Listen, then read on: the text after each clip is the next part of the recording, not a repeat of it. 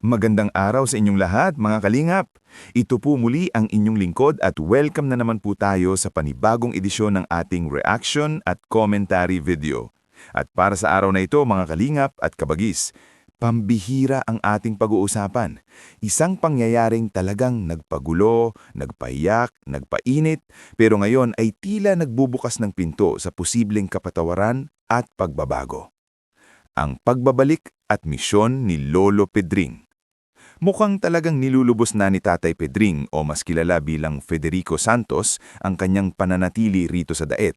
Hindi lamang basta pagbisita, kundi isang misyon, isang hakbang upang harapin ang kanyang nakaraan at subukang ituwid ang mga pagkakamaling nagawa niya sa maraming tao, lalo na sa komunidad ng Kalingap.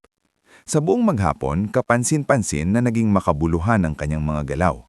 Isa itong malinaw na pagtatangka ng isang taong minsang naging kontrobersyal, isang dating anti-kalingap na ngayon ay pilit binabago ang kanyang imahe, umaasang makakamit ang pag-unawa at kapatawaran ng mga taong kanyang nasaktan. Mula sa panlalait hanggang sa paghingi ng tawad. Isa sa pinakasensitibong bahagi ng isyong ito ay ang beneficiary na minsan ay pinakamalupit niyang binanatan sa mga nakaraang buwan, isang sitwasyong halos humantong na sa pagsasampa ng reklamo sa cybercrime. Mulit ngayon, isang kakaibang eksena ang ating nasaksihan.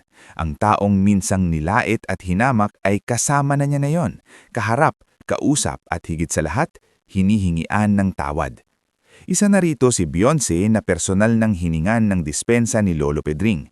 At kung ating pagbabatayan ng kilos at pananalita ni Beyonce, malinaw na siya ay may malawak na puso. Isang pusong kalingap na marunong magpatawad upang maghilom ang sugat ng nakaraan. Patawad ba o hustisya? Dito na papasok ang mas mabigat na tanong, mga kalingap at kabagis. Bagamat maaaring napatawad na ni Beyonce si Lolo Pedring sa personal na aspeto, ang mas malaking tanong ay, ano ang magiging desisyon ng kanyang pamilya, ang Batalero family?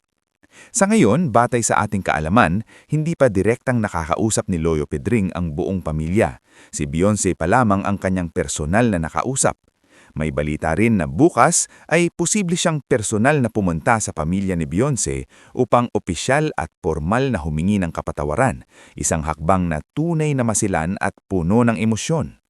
Handa na kayang tanggapin ng pamilya ang paghingi ng tawad ng isang taong minsang grabe ang naging pambabalahura sa kanilang dangal at pagkatao? At higit sa lahat, ano ang mangyayari sa kasong nasampa? Uurong ba ito? Didismiss? O itutuloy pa rin bilang bahagi ng hustisya kahit pa may kapatawaran na? Hati ang opinyon ng publiko.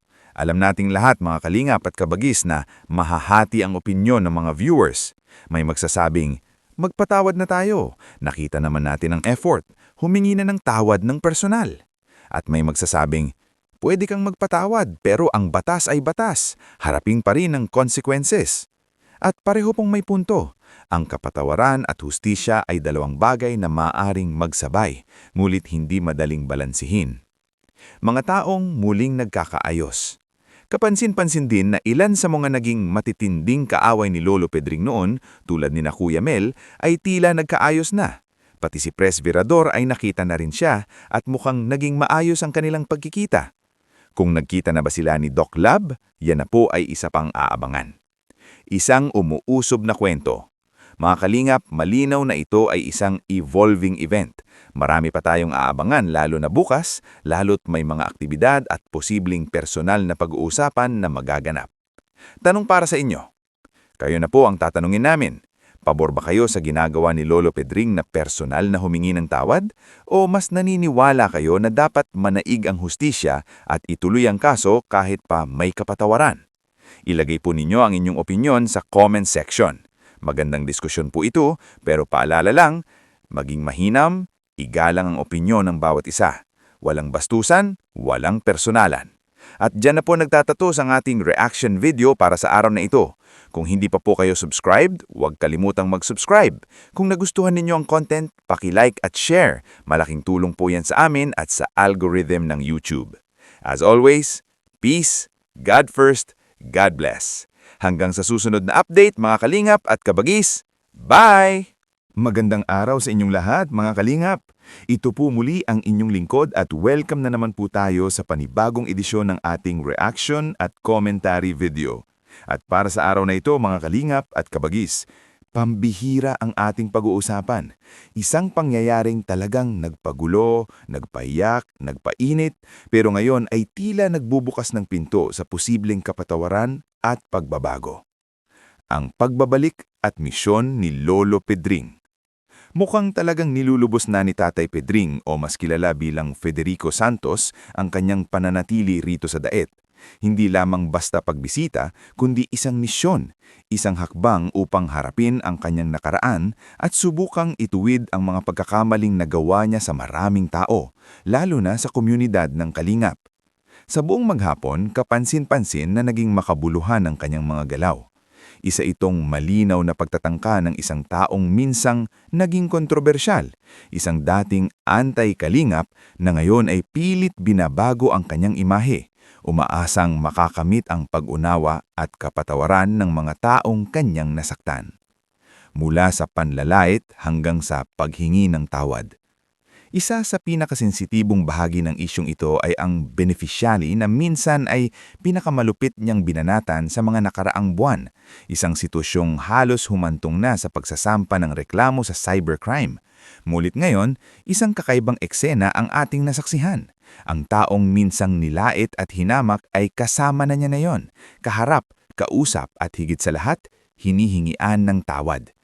Isa na rito si Beyonce na personal ng hiningan ng dispensa ni Lolo Pedring. At kung ating pagbabatayan ng kilos at pananalita ni Beyonce, malinaw na siya ay may malawak na puso. Isang pusong kalingap na marunong magpatawad upang maghilom ang sugat ng nakaraan. Patawad ba o hustisya? Dito na papasok ang mas mabigat na tanong, mga kalingap at kabagis. Bagamat maaaring napatawad na ni Beyonce si Lolo Pedring sa personal na aspeto, ang mas malaking tanong ay, ano ang magiging desisyon ng kanyang pamilya, ang Batalero family? Sa ngayon, batay sa ating kaalaman, hindi pa direktang nakakausap ni Lolo Pedring ang buong pamilya. Si Beyonce pa lamang ang kanyang personal na nakausap. May balita rin na bukas ay posible siyang personal na pumunta sa pamilya ni Beyonce upang opisyal at formal na humingi ng kapatawaran, isang hakbang na tunay na masilan at puno ng emosyon. Handa na kayang tanggapin ng pamilya ang paghingi ng tawad ng isang taong minsang grabe ang naging pambabalahura sa kanilang dangal at pagkatao? At higit sa lahat, ano ang mangyayari sa kasong nasampa? Uurong ba ito? Didismiss? O itutuloy pa rin bilang bahagi ng hustisya kahit pa may kapatawaran na? Hati ang opinyon ng publiko. Alam nating lahat, mga kalingap at kabagis, na mahahati ang opinyon ng mga viewers. May magsasabing, magpatawad na tayo, nakita naman natin ang effort, humingi na ng tawad ng personal. At may magsasabing, pwede kang magpatawad pero ang batas ay batas, harapin pa rin ang